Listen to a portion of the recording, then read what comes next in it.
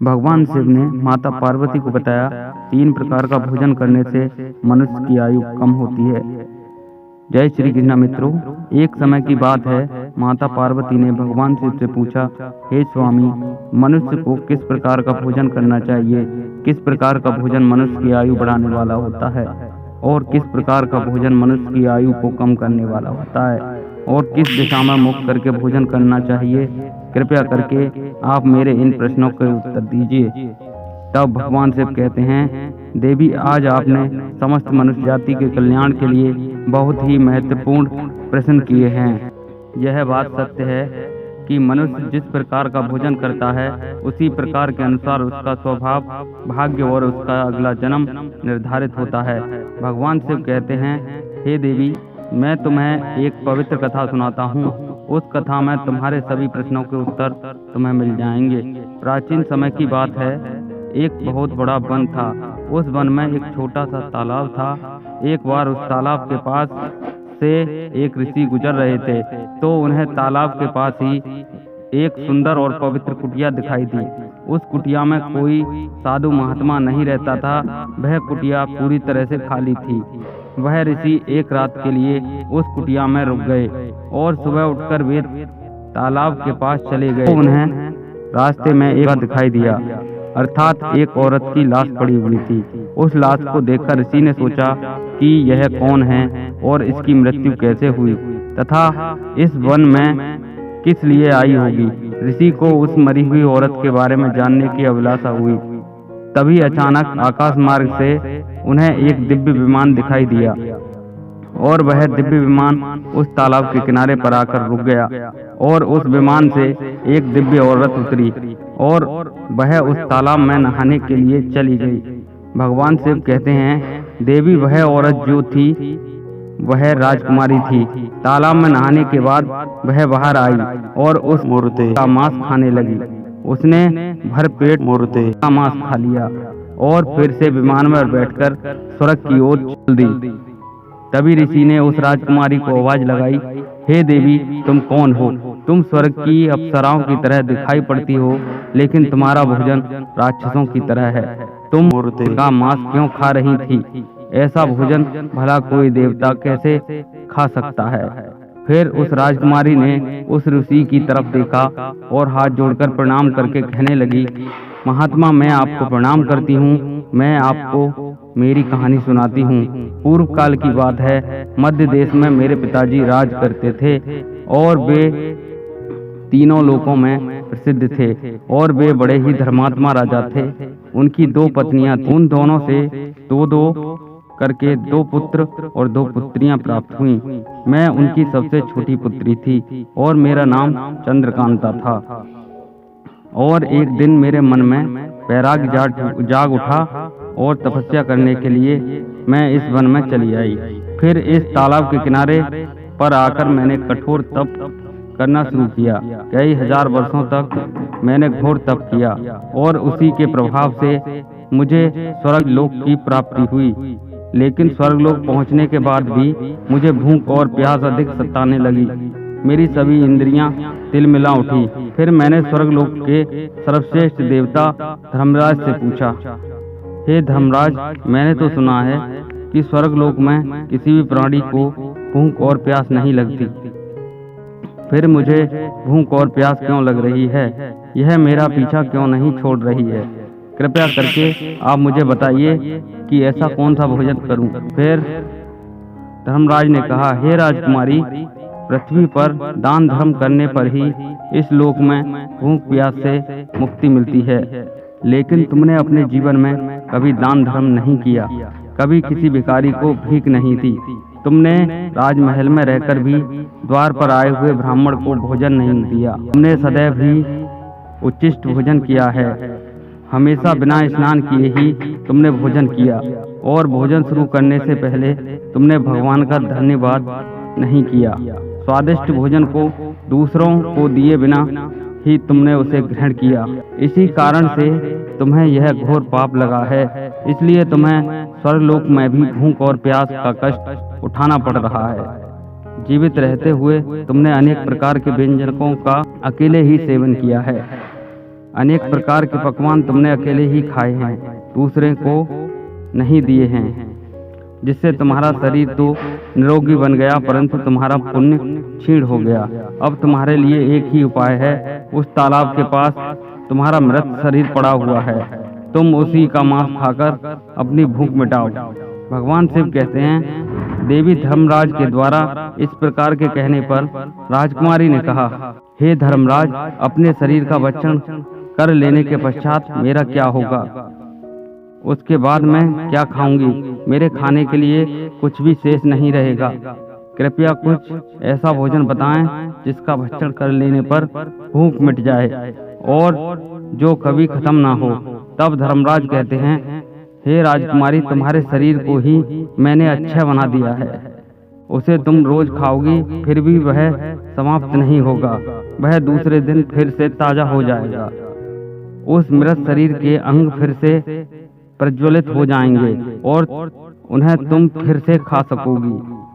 और जब तुम्हें अपने शरीर का मांस खाते हुए 200 वर्ष बीत जाएंगे, उसके बाद उस जंगल में एक दिन महर्षि भारद्वाज पधारेंगे और उन्हीं के द्वारा तुम इस पाप से मुक्ति पा सकोगी। इस प्रकार से राजकुमारी ने सारी बात महर्षि भारद्वाज को बता दी और कहने लगी, हे मुनिवर, मेरा शरीर कभी नष्ट नहीं होता और मैं रोज आकर अपने शरीर का मांस खाती हूँ।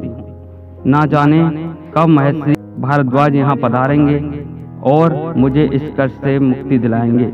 ऐसा सोचते हुए मुझे 200 वर्ष बीत चुके हैं और मैं आज भी उनकी राह देख रही हूँ। राजकुमारी की यह बात सुनकर महर्षि भारद्वाज बोले, अच्छा, तो तुम्हारे सौभाग्य से मैं यहाँ पर आया हूँ। मैं ही महर्षि भारद्वाज हूँ, कहो मैं तुम्हारी किस प्रकार से सहायता कर सकता हूँ। तब राजकुमारी बहुत प्रसन्न हुई और महर्षि भारद्वाज के चरणों में गिर पड़ी। राजकुमारी ने कहा, हे मुनिवर, कृपया आप मुझे इस घृणित आहार से मुक्ति कीजिए तथा जिस पाप के कारण मुझे यह प्राप्त हुआ है, उस पाप से भी मुझे मुक्त कीजिए, जिससे मुझे अच्छे लोक की प्राप्ति हो सके। हे मुनिवर, आपको यह दिव्य आभूषण भेंट करती हूँ, कृपया आप मुझ पर कृपा करें। राजकुमारी की दुख भरी बातें सुनकर ऋषि को उस पर दया आ गई। जैसे ही राजकुमारी ने वह दिव्य आभूषण महर्षि भारद्वाज के हाथ पर रखा, उसी समय उसका मृत शरीर अदृश्य हो गया और वो उस पाप से मुक्त हो गई। और फिर महर्षि भारद्वाज से आज्ञा लेकर वह उस दिव्यवान में बैठकर स्वर्गलोक को चली गई। इस प्रकार उस राजकुमारी को दान न करने के पाप से मुक्ति मिली। भगवान शिव कहते हैं, हे देवी, इस प्रकार से उच्छिष्ट भोजन करने के कारण ही उस राजकुमारी को स्वर्गलोक में रहने पर भी तृप्ति नहीं मिली और उसे पृथ्वी लोक पर आकर स्वयं का मांस खाना पड़ा। हे देवी, अब मैं तुम्हें भोजन के नियम बताता हूँ, आप उसे ध्यान से सुनिए। भोजन शुरू करने से पहले थोड़ा सा अन्न भूमि पर रखना चाहिए ताकि देवता, पशु, पक्षी, कीड़े मकोड़े अपने कर्म बंधन से बंधे हुए हैं, उन सभी को अन्न की प्राप्ति हो सके। यदि भोजन करते समय द्वार पर कोई अतिथि आ जाए तो उसका स्वागत करें और उसे आसन देकर प्रणाम करके उसका आदर सत्कार करें। फिर उसे श्रद्धा पूर्वक भोजन कराकर विदा करें, क्योंकि जिसके घर से अतिथि उदास होकर लौट जाता है, उसे वह अपने पाप देकर और शुभ कर्मों को ले जाता है। भगवान शिव कहते हैं, मनुष्य को घर में रहने वाली विवाहित कन्या और गर्भधारण की हुई स्त्री और बड़े बुजुर्गों को भोजन कराने के बाद ही भोजन करना चाहिए। इन सभी को भोजन कराए बिना जो स्वयं भोजन ग्रहण करता है, उसका भोजन पाप में बन जाता है। ऐसा व्यक्ति नरक में जाता है। जो मनुष्य स्नान किए बिना ही भोजन करता है, उसका भोजन मल भक्षण के समान हो जाता है। जो बिना दान किए भोजन ग्रहण करता है, उसका भोजन विष के समान बन जाता है। मनुष्य को चाहिए कि परोसे हुए भोजन का अग्रभाग अग्नि को देकर ही भोजन करना चाहिए। भोजन को एकाग्रचित होकर करना चाहिए। भगवान शिव कहते हैं, देवी पूर्व की दिशा में बैठकर भोजन करने से व्यक्ति रोगों से और मानसिक तनाव से मुक्त हो जाता है। बीमार बुजुर्गों को पूरब की ओर मुख करके भोजन अवश्य करना चाहिए। इससे उनके स्वास्थ्य में सुधार होता है, क्योंकि पूर्व दिशा में उगते हुए सूरज की दिशा और सूर्य देव बल, आरोग्य तथा दीर्घायु प्रदान करते हैं। विद्या की अभिलाषा रखने वाले मनुष्य को उत्तर की दिशा की ओर मुख करके भोजन करना चाहिए। यह दिशा देवी सरस्वती की दिशा है और ध्यान रहे दक्षिण दिशा की ओर मुख करके भोजन नहीं करें। यह मृत्यु की दिशा होती है। इस दिशा में मुख करके भोजन करने से आयु कम होती है। टूटे फूटे बर्तनों में भोजन नहीं करना चाहिए, यह दुर्भाग्य को निमंत्रण देता है। भोजन हमेशा साफ और स्वच्छ थाली में ही करना चाहिए। एकादशी के दिन तामसिक अन्न का सेवन नहीं करें। जो मनुष्य एकादशी के दिन तामसिक अन्न अर्थात मांसाहार का सेवन करता है, माता लक्ष्मी उसे छोड़कर चली जाती हैं। भोजन के बाद थाली में हाथ धोना अनुचित माना गया है। भोजन के बाद थाली में हाथ धोने वाले लोग नीच योनि में जन्म लेते हैं। सबसे महत्वपूर्ण बात ध्यान रखें कि व्यक्ति को बिस्तर पर बैठकर कभी भी भोजन नहीं करना चाहिए। ऐसा करने से व्यक्ति कई प्रकार के रोगों से ग्रसित हो जाता है। भोजन केवल जमीन पर आसन लगाकर ही करना चाहिए। भोजन करते समय दिशाओं का ध्यान रखना बहुत ही आवश्यक होता है। यदि गलत दिशा में बैठकर अथवा गलत दिशा में मुख करके भोजन करने से व्यक्ति को उसके अनिष्ट कारक परिणाम प्राप्त होते हैं। जिस भोजन के ऊपर से कोई पैर रखकर चला जाता हो अथवा कोई व्यक्ति भोजन को लांघ कर गया हो, तो ऐसे भोजन को कभी नहीं खाना चाहिए। ऐसा भोजन अशुद्ध हो जाता है। ऐसे भोजन को पशुओं को खिला देना चाहिए तथा दूसरों के द्वारा लांघा गया भोजन खाने से मनुष्य की आयु कम हो जाती है और उसके शरीर में अलग अलग प्रकार के रोग उत्पन्न हो जाते हैं। भगवान शिव कहते हैं, देवी मनुष्यों को दूसरों के लिए परोसा हुआ भोजन कभी भी नहीं खाना चाहिए। जो मनुष्य दूसरों का भोजन छीन कर खाता है अथवा किसी के बिना दिए हुए स्वयं उस अन्न का उपभोग करता है, इससे देवी अन्नपूर्णा नाराज हो जाती हैं। मनुष्य को हमेशा क्रोध रहित होकर ही भोजन करना चाहिए।